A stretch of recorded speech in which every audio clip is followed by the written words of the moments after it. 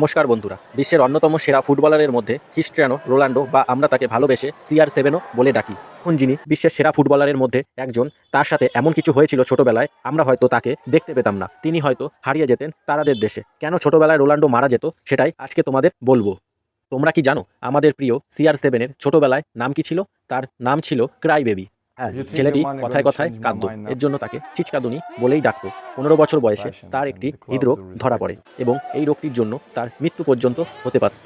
কিন্তু অপারেশনের ফলে এই রোগটি ভালো হয়ে যায় এবং পরে তিনি নিজের দক্ষতায়, নিজের কঠোর পরিশ্রম দিয়ে বিশ্বের সেরা ফুটবলারের মধ্যে একজন হয়ে ওঠেন।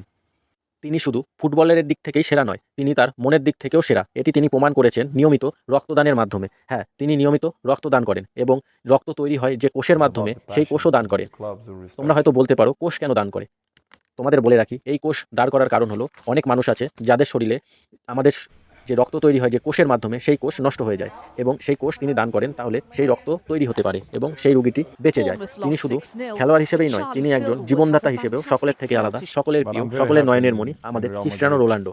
ভিডিওটি যদি ভালো লাগে তাহলে লাইক করো এবং চ্যানেলটি সাবস্ক্রাইব করো।